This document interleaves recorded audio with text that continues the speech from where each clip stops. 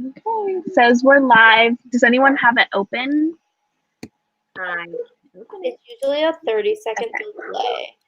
Okay, let me just pull it up so I can make sure we're good. I have it right here. It's not up. No? Okay. It's up on mine. Oh, is it? Oh, yeah, there is a delay. That's fun. All right, it's live now, yeah. Okay, yeah, I see her live now. I was gonna post it. Oh no, I gotta shut it off. Mute this.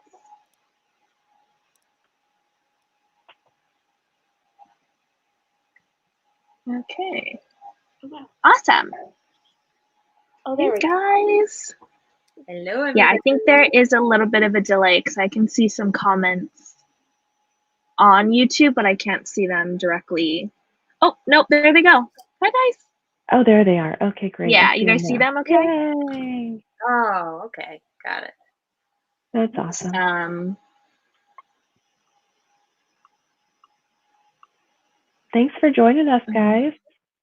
Yeah, thank you for taking time out of your Wednesday. We appreciate it. Hump day. I used to work for Geico. I can say that. I should never say it. Okay, we're just gonna give it a couple minutes to see who hops on, and then we'll get started. Where are the comments? I'm afraid to refresh. You don't see them, Bri? No. I think they slowly come in. There's like 3 right now, I think. It's super slow.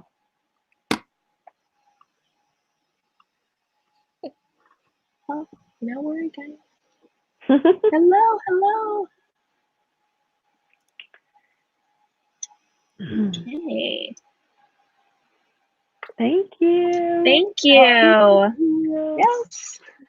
Woohoo! I know. Yes. Tomorrow. Oh my goodness. Yeah. Blair. So two out of the 4 are out right now. This guy. So yeah. And I got my trusty bookmark. Yeah. Ooh. And then 2 will be out tomorrow. Yes. Yes. So excited. Yeah.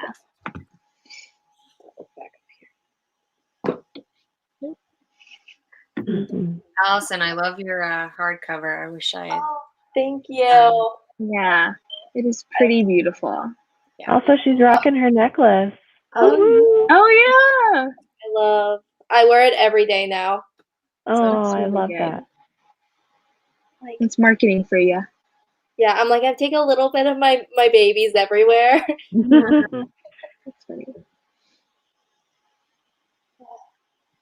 Okay. Should we get started? I know we got a couple people watching. Yeah.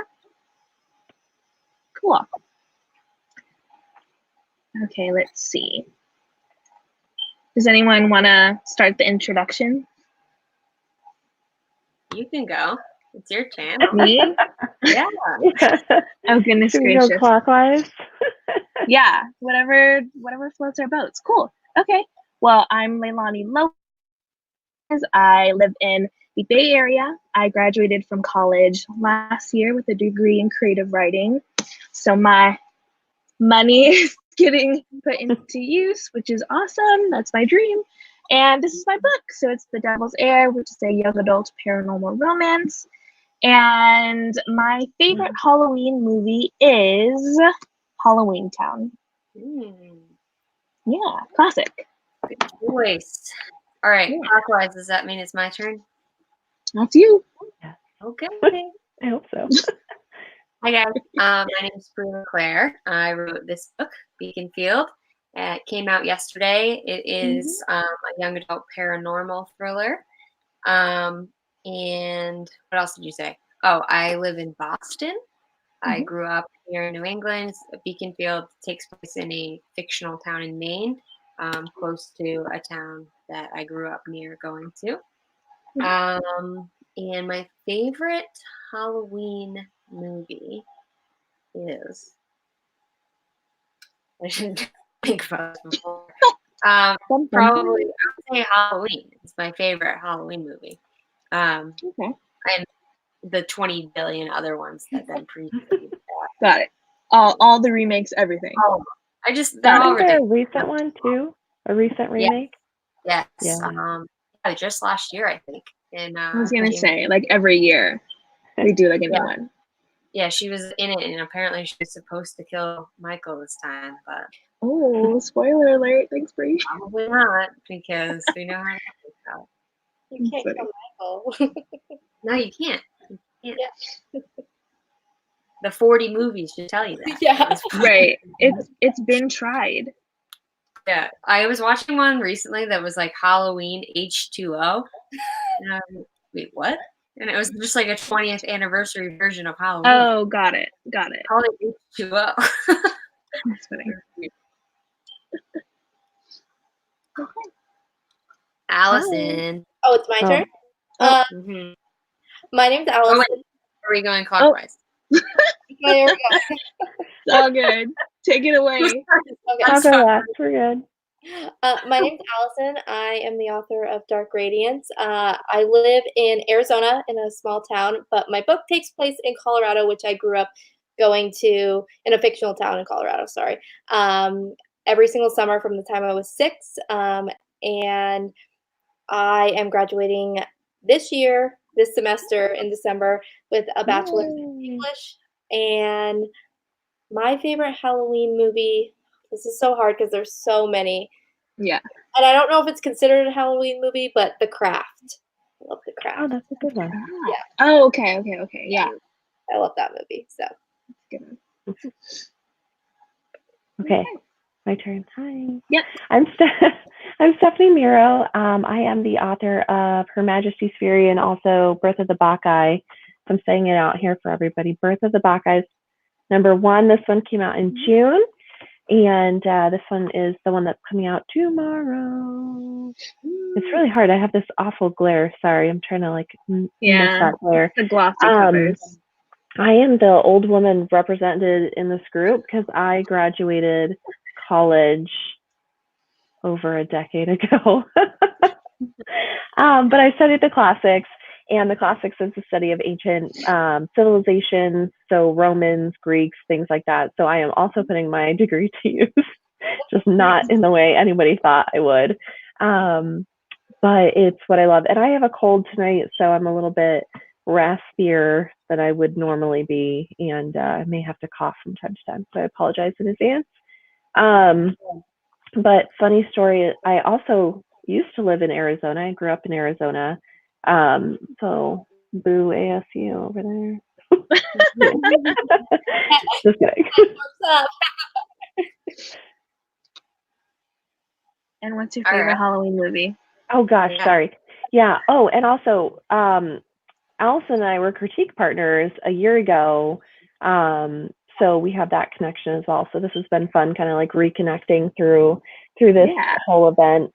My favorite Halloween movie, that's a tough one. I don't watch anything but cartoons right now, as I have a 3-year-old and a 2-year-old. So I was gonna say The Nightmare Before Christmas, but if you haven't seen it yet, there is a fantastic Halloween version of it's a Mickey Mouse Halloween movie off of the Rocky Horror Picture Show. They it is the same story, and I thought it was the best thing ever. And so does my kids. So do my kids. That's funny. Yeah, so we'll go with that one. Okay. Mickey Mouse Rocky Horror. Cool. Okay, well, that is us. So I hope you guys were listening to our introductions because we're doing our first rapid giveaway. So the first person to name all 4 of our favorite Halloween movies will win a $5 Amazon gift card. And hopefully the comments roll in around the same time. Or together. I still don't have comments. So you guys are going to have to tell me. I have to keep going back and forth to the YouTube page also. Yeah, me too. While people are answering that, someone asked if it was all young adults, and 3 of the books are young adult. Mine is technically new adult because they're in college. but I write for young adult. Like, I just feel like it would do both genres or audiences. Okay, I think Gent yep, Adam. Craft Halloween Town, Halloween Rocky Horror. Yep, she got it. Excellent. Awesome. Congrats. So yeah, Jen, if you can just email me your email and then I will have that sent out to you. And that giveaway is a $5 gift card. Did we say that? Yes. Yes. $5 Amazon gift card. Okay. Yeah. Okay. Okay. What the prize was. I was focused on seeing who would get the answer, I guess. It's driving me nuts. These comments you'll probably have to, yeah. Yeah, that's what I have open, Meg. Yeah, thanks, Meg. Phone right here reading. Yeah, sorry, if I'm looking like this, it's because I have two screens, so I'm like watching what you guys are saying. It's funny. Awesome. Cool. So I think next I know we had some questions, so maybe we should do like a quick Q&A, and then if you guys have any questions, feel free to pop them in. We'll answer them as they come. So, Leilani, do you want to be the host? And like, you can answer the question as well if you would like to, but you could direct it to whomever. Yeah, so for sure. We all don't have to answer all of the questions. Yeah, whoever has an answer to it. Okay. Yeah, so I've had some questions that I know Bri put in the chat, and I threw in a couple too. So, and then yeah, if you guys have any, let us know, and we will get to that. Okay, so one of the questions: how long have you been writing? Me personally, I've been writing since I was a kid. I think I talked about this on my live stream yesterday a little bit. I've always had a computer in my room. My dad's a computer engineer, so I always had something to type and play games with and all that. Nice. But when I was bored or when I had played too many video games, I would open up a Word document and write stories and stuff. So I always really liked to write, and then I didn't do it too much in middle school, but got back into it high school, and then I had a minor in English in college. So I took a lot of creative writing classes there, and then once I graduated and moved to Boston, I just got much more into it, and I did my first NaNoWriMo, and now we're here. Nice.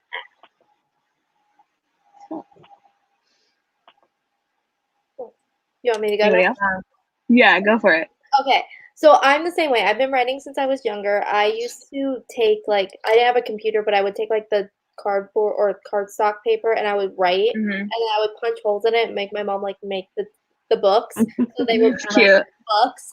And then in school we had a lot of creative writing stuff that we would do in elementary school, so we would make stories, and I was always really into that. And then when I went into high school, I did a lot of audiovisual, like the AV club and stuff. So I would be doing scripts for that and all of that. And originally I did want to go into directing and screenwriting, but I changed my major. And then after reading so much, I was like, I could write a book. Let's just try it. And then I started Dark Radiance my senior year. Never thought it would go anywhere. And then when I worked in Disney, I had a lot of downtime in between sets because I was in entertainment, so I would do shows. And other days we had off days, but we had to be on backstage just in case they needed us. So I would write during that time, and I wrote the entire first draft of Dark Radiance then. And it just kind of filled the void of being creative but doing something else creative. So it was super fun. I saw that Meg had asked the question, what editors did you work with, whether they be developmental, copy editing, or proofreading, and and who would you highly recommend? That's a great question. Yeah, I'll answer mine really quickly. For my developmental, I used somebody from Fiverr, and it was actually pretty good. I mean, it was $300 for him to go over the manuscript, and he gave me his general. Really good price. it was, I mean, it was great. I was like, oh, Yeah. perfect. These are really great things. So I would highly recommend that.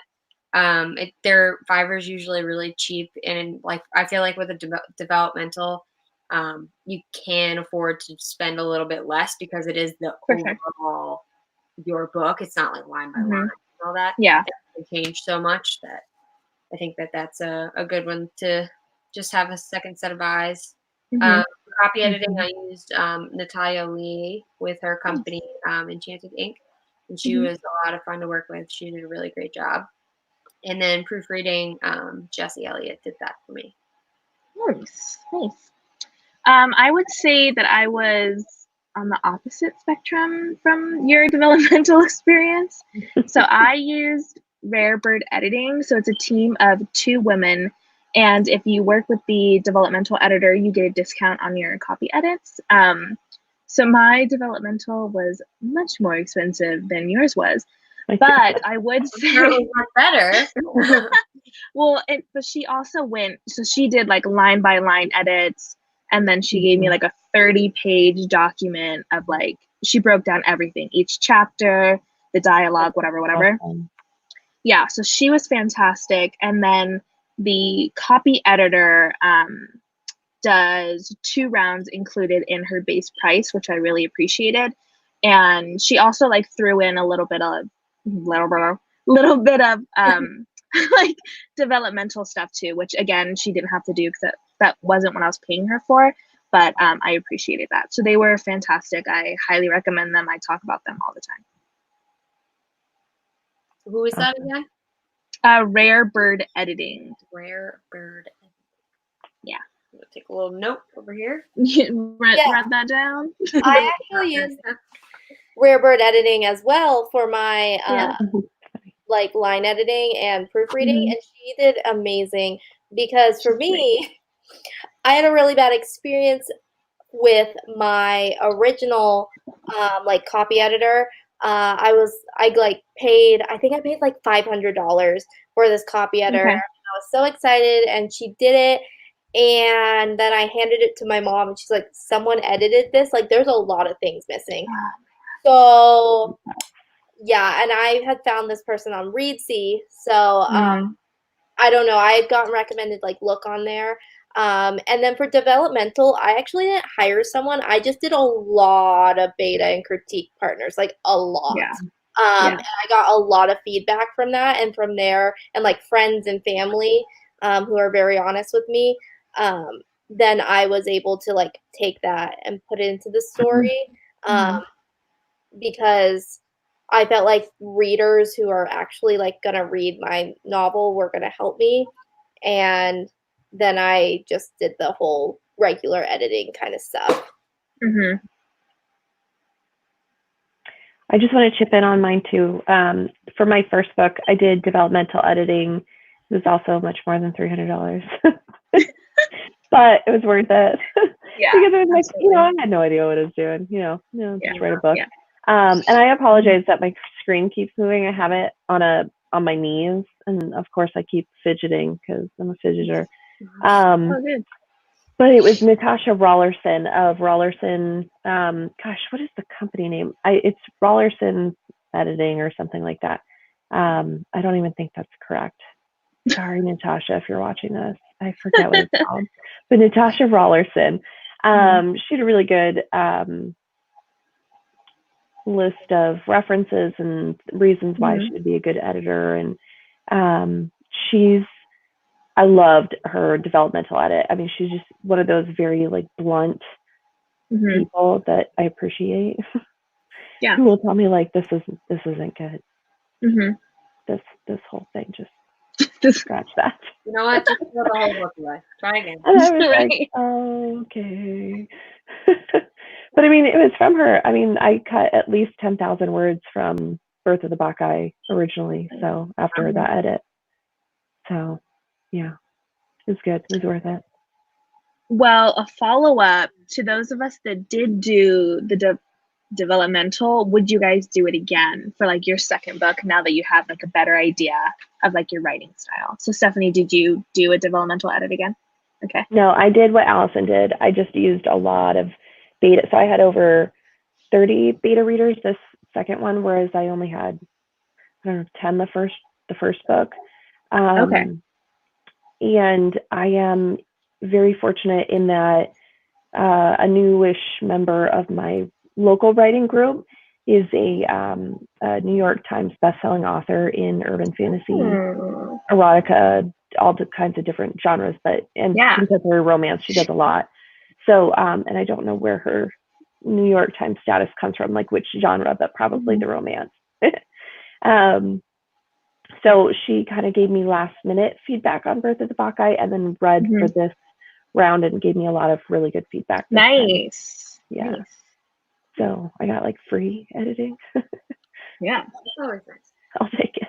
I had to. So. I think that for my next one, I would do it again, just because what I'm writing now is a fantasy, so it's obviously a different genre. Yeah. So I would like to see what they have to say about that as opposed to this. And I enjoy getting critiques on my writing as much as some people don't.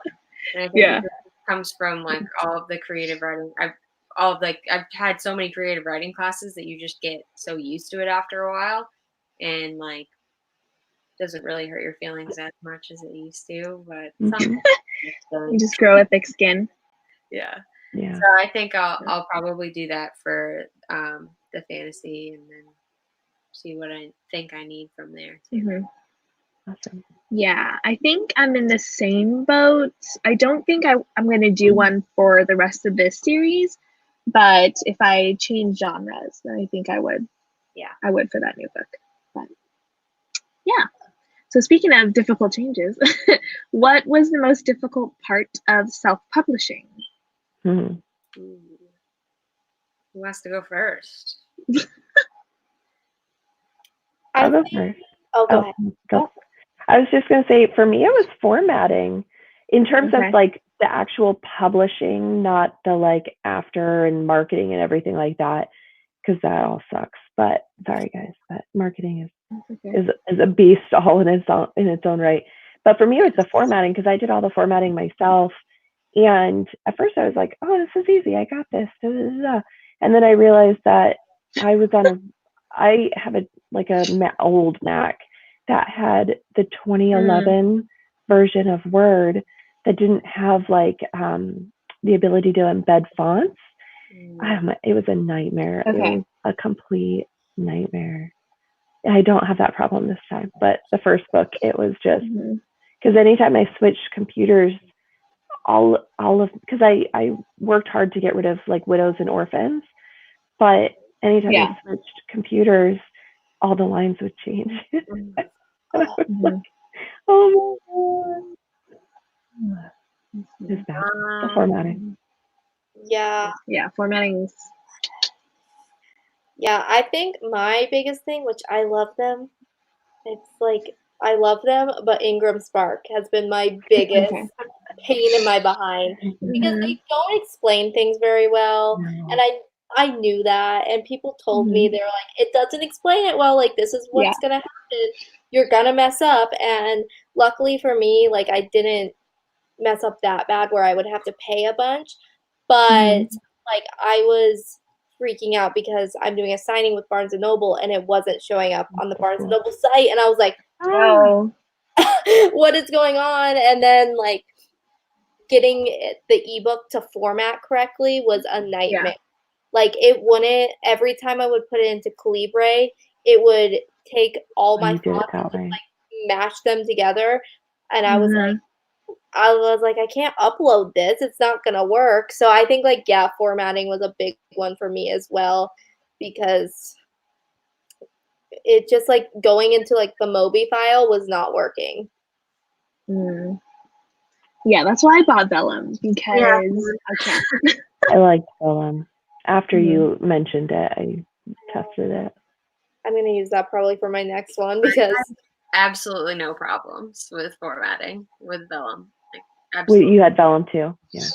Yeah. It was so easy. Like, get Vellum next time. Yeah, that's your number one note. And I'm putting this out there for anybody else who's doing indie publishing, but I had avoided Vellum because I noticed off the when I first went in there that I couldn't do custom fonts. And Leilani said there's the way around that, especially for like chapter headings and stuff like that, you can use pictures. It didn't occur to me. Yep. So next time. So Vellum is still a usable thing. That's what I did. Yeah. Here's Breeze. I like that. I can't wait to get mine. Of all of yours. Yay. And then you can also put in a custom ornamental break. So this is like a little lap. Whoop, backwards. A little lap. You got it.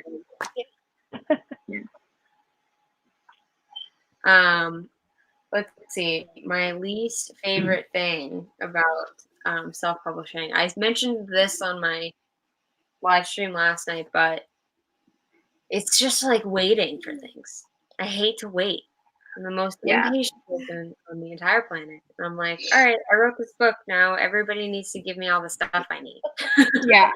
And I like don't realize that takes time. Like it takes time for somebody to edit your book and get you a cover and all that kind of stuff. So I feel that I had to teach myself some patience over this past year of publishing, because I would sometimes I'd be like, oh, I should email them. And I'd like look at my last email. I'm like, oh no, I literally emailed them 3 hours ago. It's okay. I'm like, I know I sent you my manuscript yesterday, but is it edited yet? Right. How's it going? Yeah. Anything I can work on right now? Yeah. Anything I can do to help?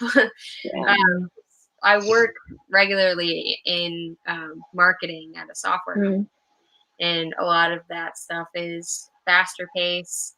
And the last company I worked at was a fast-paced company too, so I'm like just so used to like, need it now kind of stuff. But I mean, I can work as fast as I would like.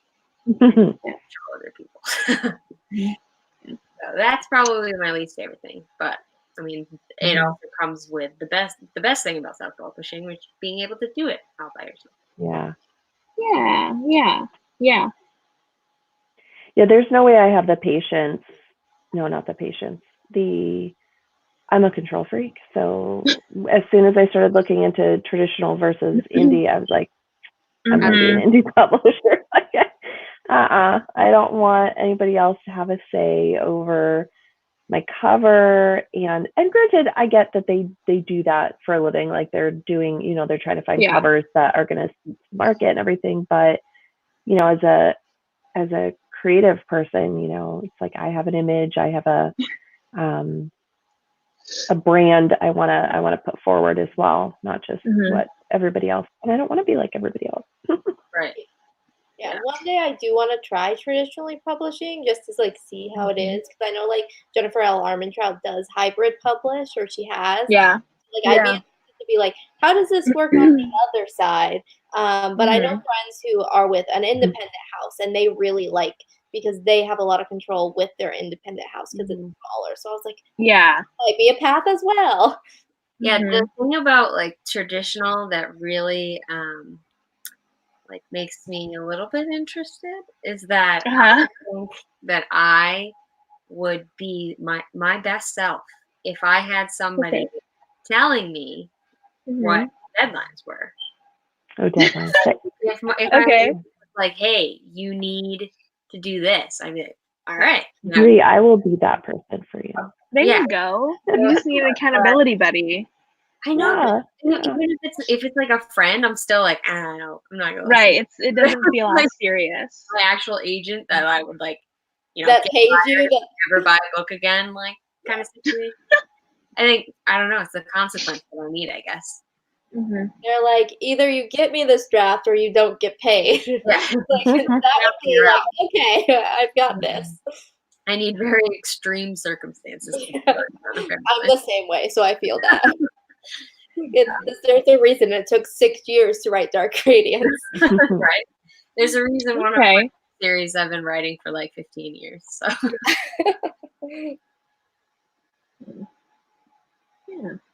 And I think one of the interesting things about indie publishing versus self-publishing is the marketing aspect.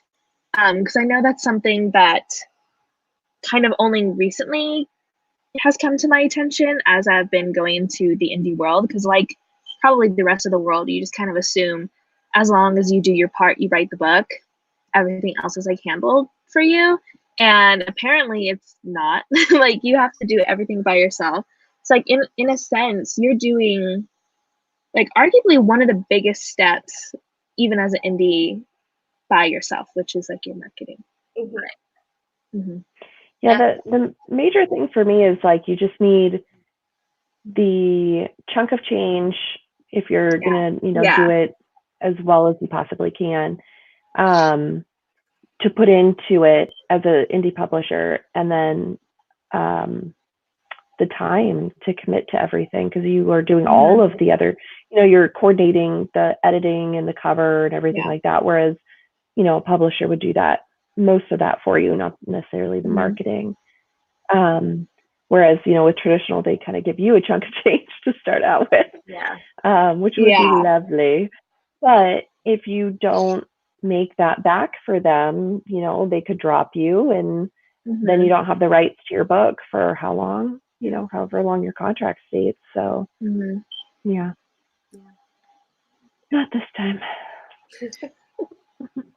So I'm curious, what was your guys's like timeline from when you started taking your book seriously to now? Like how long has this whole process took you guys?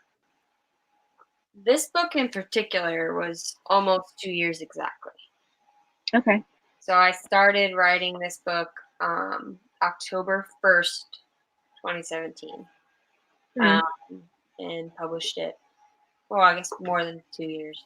Published it yesterday, October 22nd, 2019. Okay. Mine was when I started seriously writing it, because I've attempted in the past, because I came up with the idea for the first book in college over a decade ago. But I seriously sat down and started writing it last August. So it took about 10 months.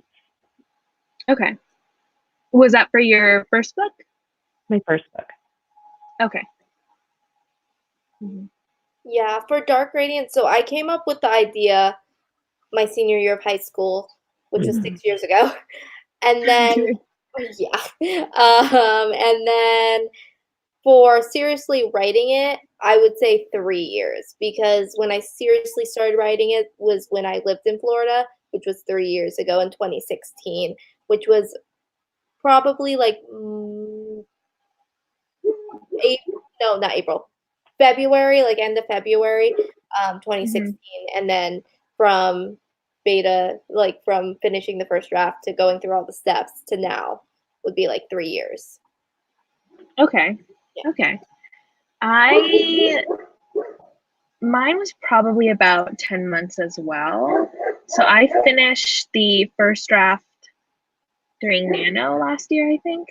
But I had started and stopped and then started and stopped this book probably like 6 times before I just finally said, okay, it's going to be what it's going to be, and it's going to be great. So yeah, about last Nano to October. So almost a year. 10 months. Awesome. Nice. Yeah. And I think that's the cool thing about self-publishing too, is you decide when's the time for you. Because like I know for a lot of traditionally published authors, even when their book is accepted into a house, it can be 1 to 4 years before the editor even reaches them. And by then, like, what if you fall out of love with your book? Obviously, you'd fall back in once you get back into that process, but that's kind of like a scary idea. Yeah. So, go indie. The market isn't looking for it anymore, or they could be looking to wait for the market to be looking for it. Yep. Or the market could be saturated at that point. Right. Yeah. Then you've missed it. Yeah. I queried Dark Radiance for about 6 months. And I got a lot of full reads. And the one thing that was like the big thing that they told me, every agent was like, I love the book, I love the characters, but we don't have a market for this. Like urban fantasy, it's not there. And I was like, but it is. Like if you look, people want it. And like I was getting so frustrated it. And so the professor I went and talked to a professor. I was telling them that teaches young adult fiction yesterday, and I was talking to him about it, and he was like, well, why don't you just self-publish? And I was like, yeah, that's true. Because he's like, those people are going to find your book, and now you look at the trends, and urban fantasy and stuff like that is coming back. Yeah. Right? Yeah. Coming out, and all these witch books, which he had told me a year ago. He was like, agents are looking for witch books. Like, that's going to be the big thing. And I was like, oh, okay. So now that it's come out, urban fantasy is like this huge thing. Yeah. And someone was like, well, why didn't you just like wait and try to query it again? And I was like, I wanted it out. Like, I want to push it out. And by the time I get it to someone else, it's not going to be, the market's not going to be looking for it. I think that vampires are going to come back. I hope so. Oh, I want them to come back so bad. In a new, invigorated way, and I am here for it. I mean, have you seen this cover, guys? Yeah, I am so obsessed. My little vampire heart loves that cover. Coming back. Exhibit A. Yeah. I love urban is my favorite. Like anything in our world that's not supposed to be in our world. Yeah. Love it. Everything of that. Have you guys read Slayer by Kirsten White? No, it's not yet. I haven't read it yet. So it's like it is sanctioned by the Buffy universe. I know what you're talking about. Yeah, it's a story that takes place after Buffy destroys the world, essentially. Okay. The girl becomes a Slayer. Awesome. Okay. And the second one in the duology comes out soon. Soon. I forget what it's called though. I think either in December or January. Yeah, something like that. But Slayer was really good. I liked it. That's on the opposite spectrum of vampires because it's not following them. It's right. Them. But I mean, Buffy, Yeah, but I mean, she's fighting. She had a relationship with the vampires. With like a couple vampires. with a couple. But I think one of the interesting things is, like, I've heard that too, like editors always say, like, oh, urban fantasy's not here. But if you look at like TV, it's been here for a very long time, but for some reason people just don't want to translate it into books. So the fans are there. But what are they saying is selling right now then? Well, when romance. Romance. Yeah, they say a lot of romance contemporary is like where it's at. But from what I've seen, people really want like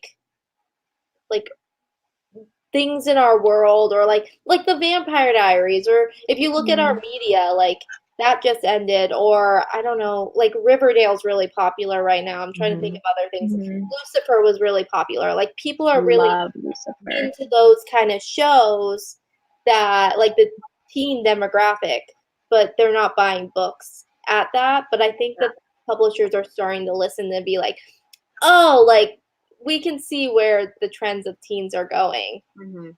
Because like romance and fantasy in my world will always be two very big genres, and so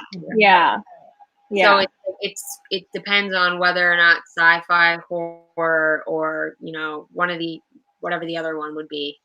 Is, like what's popular right now. I think like high fantasy and like contemporary type stuff is right now. That will never go out of style, but it's interesting to see like these urban fantasies, or I've heard like dystopians wanting to come back, like all these are like sci-fi. It's interesting to see when they come back, because I don't feel like that long ago, I mean maybe to some people, that like Twilight and Divergent were like the big thing. Yeah, it wasn't that long ago, and I think that sci-fi and dystopian are gonna come back when the Hunger Games prequel comes out. Like everyone's that's that's right. They're gonna want more dystopia. I don't know when it is. I think it's my next series. February. Dystopian. Oh, cool. Series too. So maybe we should all write dystopians and then done. Yeah. Mine's like zombie dystopian, but you know, it's cool. Yeah, Love it. Love that. Powers. I'm gonna have to fill the void when The Walking Dead finally ends. So Yes. Oh that's my yeah, goal. I Another one that's been on for 80 years. know. I have So good. I'll watch it forever. town that they film in, and I want to go so bad and see it. Oh yeah, that'd be awesome. Just like, Oh my goodness. let me frolic in The Walking Dead all day long. Oh my gosh. All right. Should we do the next? Well, yeah. So since we're talking about all of the cool creatures and stuff, so whoever can name 2 paranormal creatures that our books are about will win another, what is it, $5 gift card? Mhm. 2 out of the 4. Yeah. So you guys, there can be So more. you got some options. We gave some hint in our conversation. Yeah. You guys know what we the like to covers. talk about. I think we can get. It might be a little easy. Just see who can do it first. Yeah. Mhm. We know you're out there. You watching. They're like, Google. Yeah, I'm pretty sure if you look at our covers, you know. Mhm. I mean, there's a giant hint somewhere in the screen with me, so. I know. I was gonna You have say to, like, at Oh, least hold up I our don't I was know. gonna covers. say covers the title right there. The title. Anybody? I think mine has the actual. Woo, there she is. Woo, she got it. Yes. Vampires and demons. 2 of my favorites indeed. I do love the demons too, and vampires. Yes. Honestly, all of them. All of them.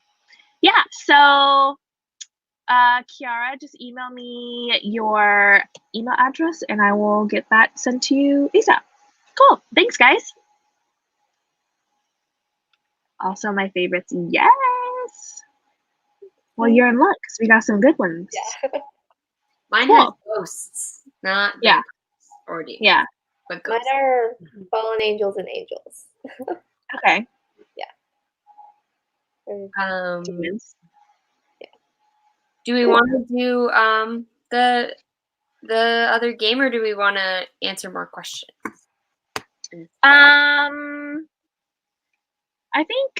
I think we could do the other game because the questions are just ones that we pick. So unless anyone has like a specific question, definitely put it in the box so we'll answer it. But if not, we're gonna do something else. Oh, we lost her. That happened before too. Hopefully she'll. Yeah, that happened before. Cool. Okay, let's see. Mhm. Oh, how am I gonna do? Okay, it's fine. Is she back? Oh yeah, hold on. Let me add her back.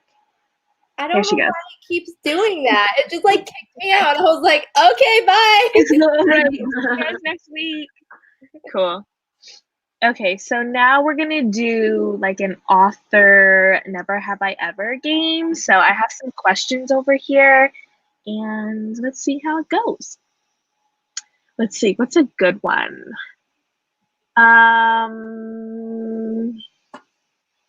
Let's see. Never have I ever written awful dialogue.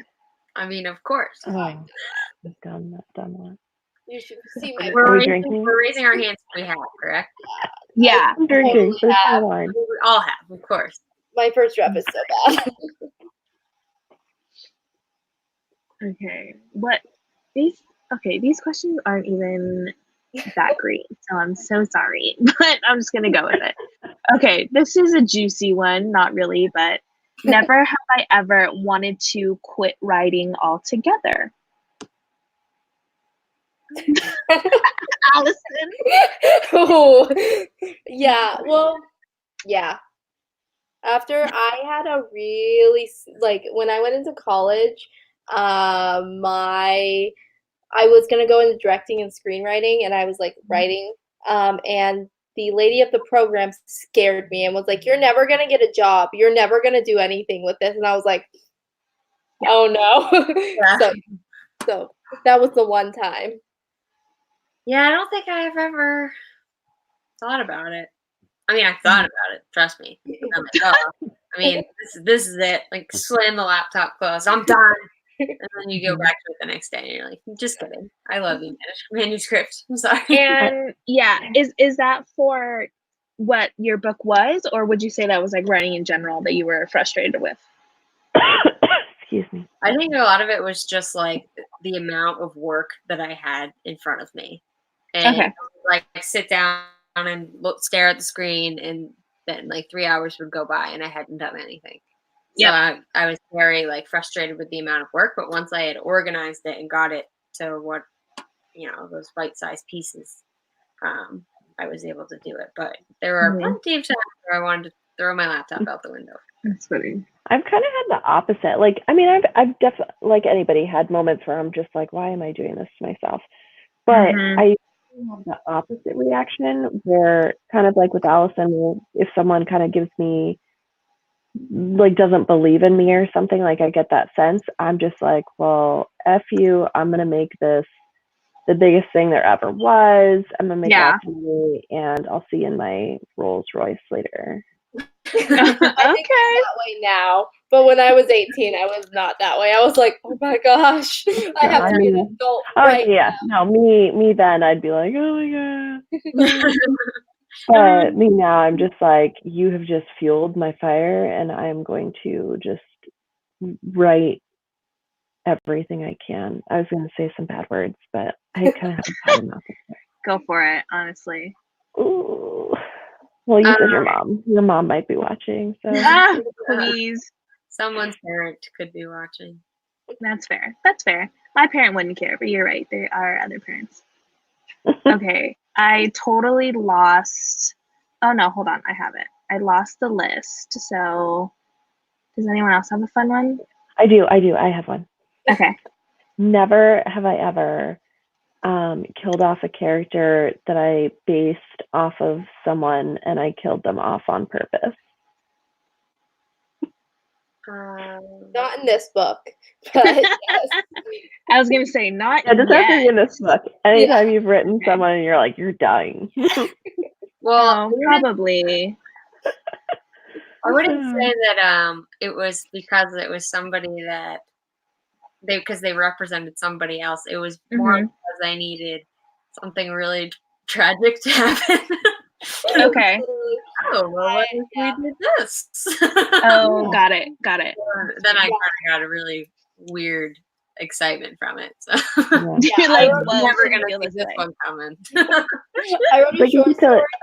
You get to live your fantasy of like, this is what I wish I could have said or did or done, or you know. Yeah. Yeah, I wrote a short story for a class, and I was telling my best friend, and it was based on like these 4 friends we had, and I was like, I don't know like why I'm like this, but like I can't help but write something that like I killed her off, like I killed someone off, and she's like, well, did you kill this person off? I was like, yeah. And she's like, I knew it. Like I had to do something. Like it would have been fun if I didn't kill someone. Yeah. Which is very urban fantasy. Yeah. People are just dying left and right in urban fantasy, and they half the time it's like they don't care. Yeah. Yeah. Oh man, another one. Right. I know. I'm like, oops, sorry. At like 2 a.m. I'm like, did I just do that? I knew this would happen. They know what they sign up for when they pick up an urban fantasy. Yeah, that's fair. Well, on the opposite end, have you ever killed someone in your novel or just writing in general where you did feel emotional? Oh, yeah. I cried for like 3 hours after I killed someone. Oh. Yeah, and I was like, why did I do that? And then my best friend came to me and she's like, why did you kill them? Oh, no. Well, that means you did your job. You did it right. Yeah. I was like, sorry. Like, I didn't know I was going to do it. And then I was writing it. I was like, oh, that's happening. Yeah. But you get this sweet satisfaction when people are like, why? I cried. And I'm like, yes. Good, because I did too. Right. You and me both. Feeling inside, you're like, yes. Yeah. You're like, am I a psychopath? Yeah. Probably. Depends on the day you ask me. Meg asked another question. What are your thoughts on writing different genres under the same name versus different pen names? Yeah, that's a big question in our community right now. I'm super torn. I understand it from like a I don't know the word I want, like algorithm, like, or search functionality. Like, you don't necessarily want, if you write clean YA, you don't necessarily want to also write erotica under the same pen name. But at the same, but at the same time, like someone like Shannon McGuire, who writes urban fantasy, has a pen name Mira Grant for her zombie series, and I don't necessarily know why. Yeah. I don't get it, especially because it's really well known that she's the same person. So yeah, and I would agree with you there, Stephanie. I think that it's definitely if it's vastly different or if it's a different like age group, is where the line is. But if like you said, if it's like relatively the same, it's for the same group, the same types of people may like it. I think that keeping the same name is probably the best way to go because you already have an audience. Unless you feel like starting over and doing it differently. But for me personally, that's what I would do. Besides, like, I feel like, I mean, here's an example of why people are talking about this is like with Leigh Bardugo, with her adult series, and now with Ninth House being an adult book, and like some people are concerned that younger kids will pick it up and start reading it and not know that it's the same person, but it's way darker than parents may be comfortable with them reading. Yeah, I could have swore I saw it on the YA. Well, it's an adult book, but they shelved it. That's like Sarah J. Maas. They put her on YA.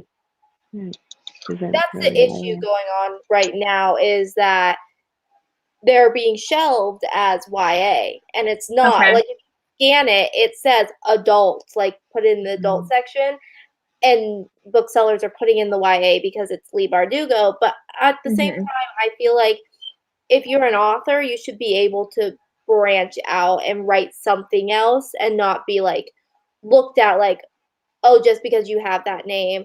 And it's always really weird to me when like someone comes up with, I don't know her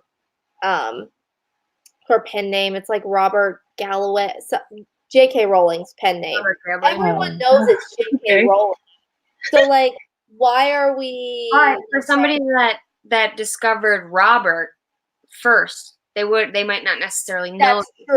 That's true. So that's true.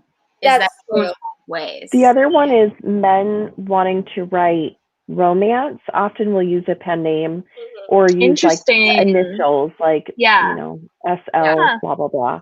Because women by women authors are romance. But the other one I was thinking of is like Neil Gaiman. Neil Gaiman writes everything from kids books, Coraline and the Graveyard Book and stuff, to American Gods, which has a lot of and stuff like that. So, but it's all under his name. So I don't know why. It just showcases to me like what he's capable of doing. And as a newer parent, like in my head, I'm like, why don't you just parent your kids and what they read? And if you don't want them to read darker stuff, then I mean, I get it. Kids are going to get their hands on whatever they want. I'm not, totally oblivious. But at the same time, don't let them roam the bookstore and then just be like, oh, yeah, you can buy whatever you want because you're just letting them. I got to find a way. I got a book as a gift way too early one time, and there were some very mature elements in that book. And I was reading that. I don't think I should be reading this. That 100% happened to me. I started reading Twilight, and so I was obsessed with vampires. So I just searched up vampire books, and a vampire romance book popped up, and I had no idea. And I was like middle school, so I ordered it, off of Amazon or whatever. And I was like, oh, they didn't do this in Twilight. I kept reading them. So I started my love of romance and vampires very early. But what was I gonna say? But yeah, that's my skeleton in my closet. But So you just I was gonna say all of the internet. I'm unashamed. It's fine. It's fine. I'm proud of that.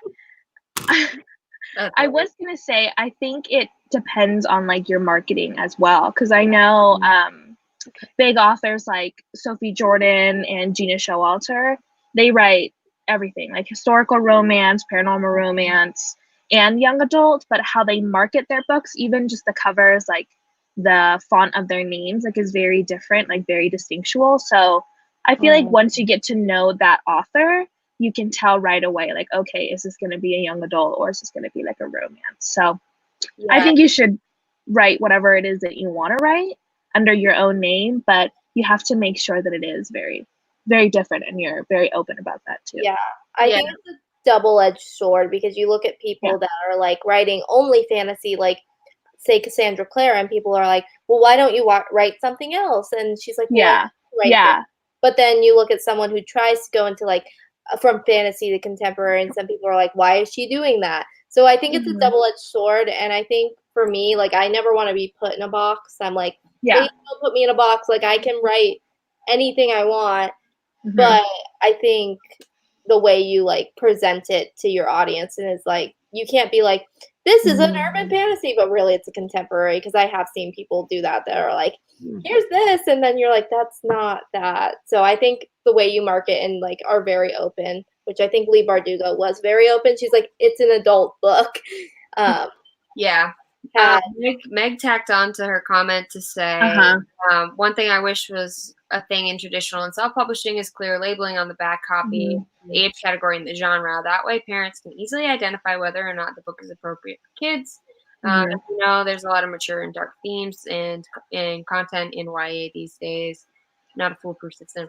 Yeah, I agree. I think something like the way that we do like music, how it has like the parental advisory on it, or like we do movies with PG-13, and or even video games. Like video games have rated M for mature or teen or age range. So I think that the difference in our publishing system, the way that it works for books, is that you can say whatever you want, really, in order to market it properly, or in order to get the most bang for your buck. But like legally, you don't have to say like, you know, this has swears in it. So I think that if we had a universal system, that would make it so much better. And even for people who, you know, have a hard time, or, you know, who don't like to judge a book by its cover, if I can just be like, oh yeah, it's a YA paranormal thriller, and my kid can read it. Okay, cool. I'm gonna pick it up. Yeah, I think there needs to be something like that, because you go from, I see like YA has been, as I feel like it's being written more maturely lately, and we forget like the people who are actually supposed to be reading this, rather than who sometimes are reading it. So yeah, like a maturity label or something like that would be great, because you look at like Sarah J. Maas books, and you're like, someone will come up to me at work and be like, are these appropriate for 11-year-olds? And I'm like, no, they're not. Here, let's go to Twilight, young child. Like, or like Harry Potter, Percy Jackson. Like, no, those aren't appropriate. But parents don't know, because they're not reading these books originally, if they aren't big readers. So I think, like a label or like something in the book. I think a lot of books on the front tab have like, or at least some of them have like 14 and up, like in that front tab. But I don't think all books have that. No.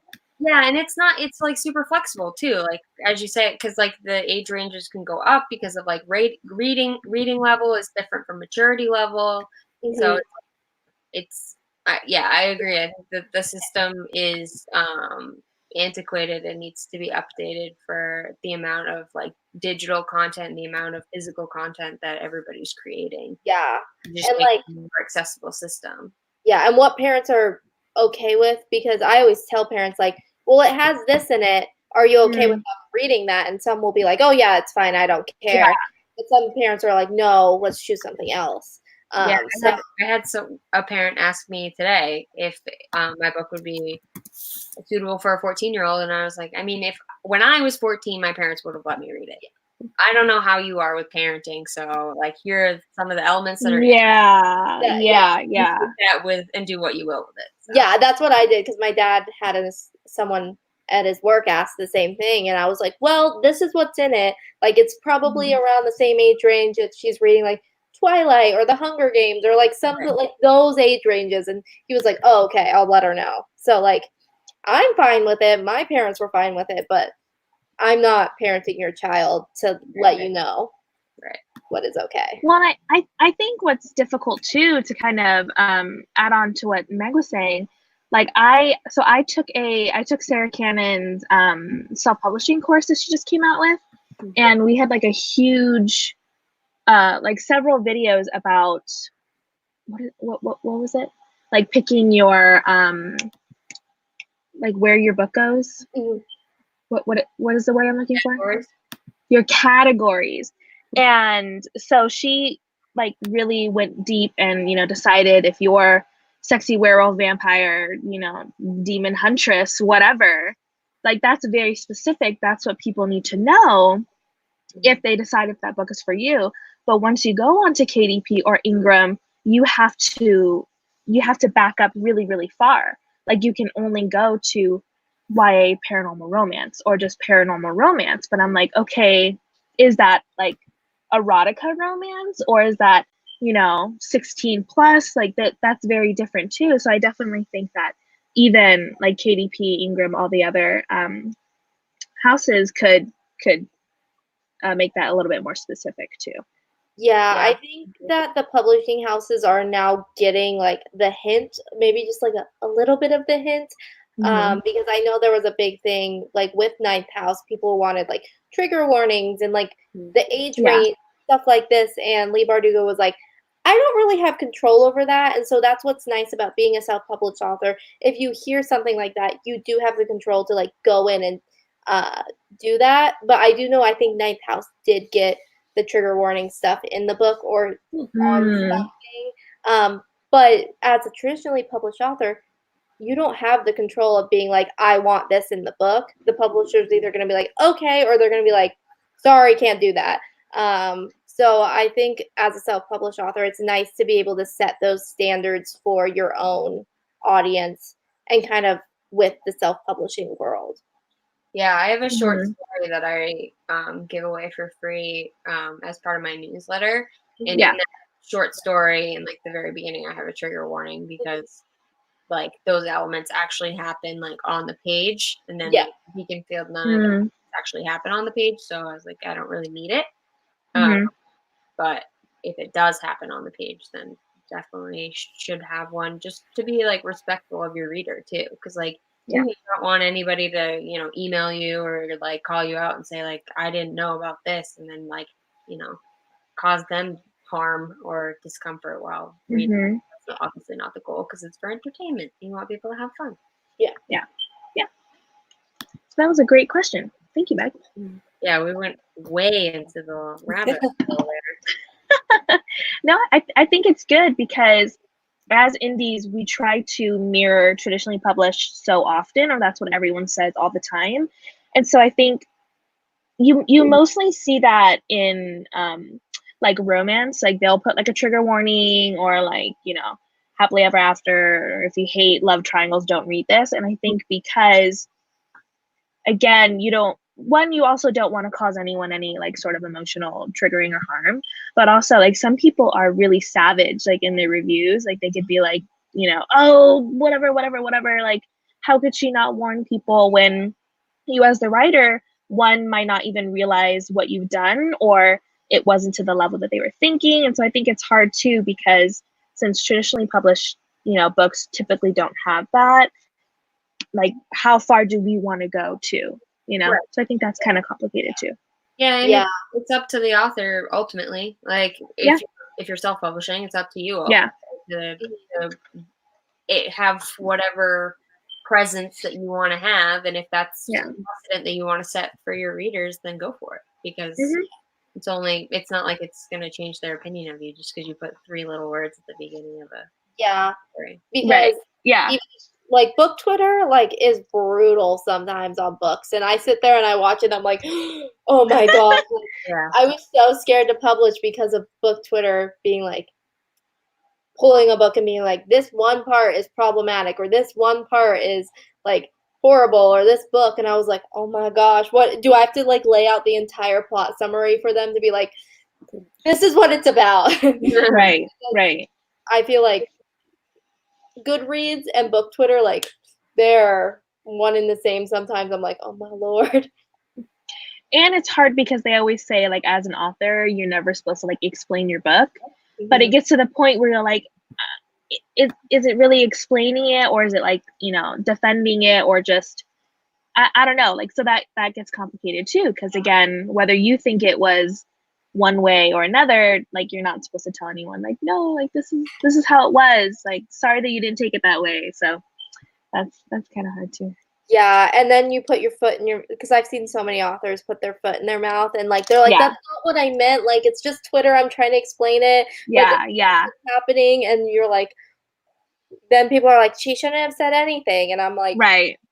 But you wanted her to say something, so it can be a scary place to like navigate.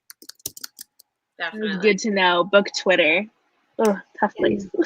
Welcome to book Twitter. It's a fun time most of the time. Goodness.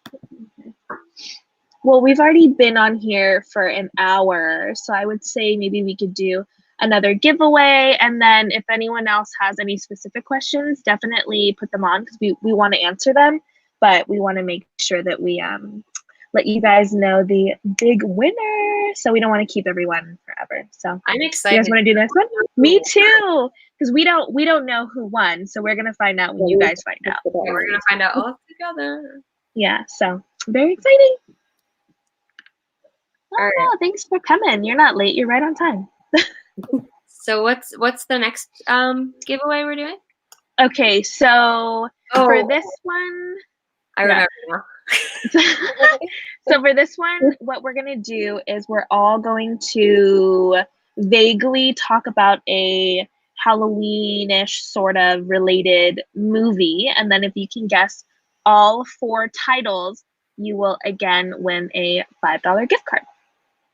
So get ready, listen up, and who wants to start? Want to go counterclockwise this time? Sure. Allison? With you. No. Yeah, you go first. Okay. We'll go that way. So my movie, I'm rocking my desk. My movie has a red wedding dress, a bioexorcist, and the name has orange juice and a bug that goes along with it. Mm-hmm. Okay, so you guys got that one. Get your fingers ready. And then Stephanie. Okay, so my movie has a talking cat, and they run through a graveyard, and there are 3 witches that I love. Hey. That was a good explanation. I was like, yes, they do. They do that often. They got those things. You're like, I know. Okay, mine is little brother murders his sister and then is upset for so many years after that. So many years. So many years. That's all you need to know. Okay, that's pretty good. Okay, mine is about he's a little blonde boy, and he moves to Scotland with his parents, and they live in a castle, and then he meets a new friend who is deathly afraid of light. So those are the 4. Whoever can get them all is the winner of the gift card. So I hope we pick some good ones, or else this is going to be awkward. Yeah. I think they're all pretty. I think I might need to explain a little bit more on mine if no one gets it. Okay, we'll find out. Admit, I've never actually seen the full full version, I guess. Oh, I've always seen fine. just bits and pieces, yeah. So I was like, oh, is that what it's about? Yeah, I mean, it's on Amazon Prime. Oh yeah? Oh man. Watch that soon. And then if anyone needs us to, I guess, re-explain it, also let us I mean, know we so could we're probably not. just rapid fire them again. Okay. Allison, you want to? Oh, go. And now I have to Just remember real what quick. I said. Just like A red wedding dress, Mhm. a bioexorcist, and his name goes with orange juice and a bug. I almost just said it. Mhm. Are we repeating them the exact same way? No, you can just do the key terms. Well, I was gonna say I just represented all of us basic bitches out there, so just 3 witches in the 90s, and a cat and a cat, and a graveyard and a graveyard, and a virgin. and a bird. Oh, that's a good one. I should have gone with that. Yeah. A little brother murders his sister, and then many years later, he breaks out of an asylum and murders a bunch of other people that he thinks are his sister, kind of, a little bit. Okay. So mine was a little boy who moved to Scotland with his parents. They live in a castle. He befriends another little boy who is afraid of sunlight. And that little boy has a family who's also afraid of sunlight. All right, so it looks like Gent Adams got Halloween. She got one. Got I feel like Okay, should we say 2 out of the 4? Oh, there we go. We got I'm like, yes, you got it. I was gonna say there's a musical now. Oh my goodness. Really popular on TikTok. Yes! It's Yay. the little vampire. Yeah. Okay, should we just say 2 out of the 4? Or what's Oh. yeah. I guess. I don't know. Whatever you guys want to do. Don't say it 3 times. He's gonna come here. Actually, let him come here. I'm like, let's be my friends. Let's do it. Yeah, let's do the 2 out of the 3. 2 out of, okay. Okay, cool. So, Great try. yeah, Great Bri, you won it. Congratulations. I'm so happy someone caught onto the little vampire. Yeah. I wasn't sure if that was like not mainstream enough, but anyways. Okay, so you can, so email me your email. I'll get that out to you ASAP. And if anyone doesn't know it, I'll put it in the comments, but it's just Leilani at LeilaniLopez.com. Cool. Do we want to pull up the giveaway and do the giveaway now? Yeah, so unless I haven't seen any other. Oh, hold on. Oh, wait. I think we have a question. Oh, websites. I'm in the process of building a website. Do you guys have any tips? So did you guys do it yourself, or how did you build your author websites? Right now I'm taking author Brittany Wang's author website class. Cool. I got to beta test her Teachable class a month and a half ago or so. So I've been working through that. Obviously, with publishing a book, it's taken a little bit of a backseat, but I hope to have it done by the end of this month. So hopefully I can finish it up this weekend.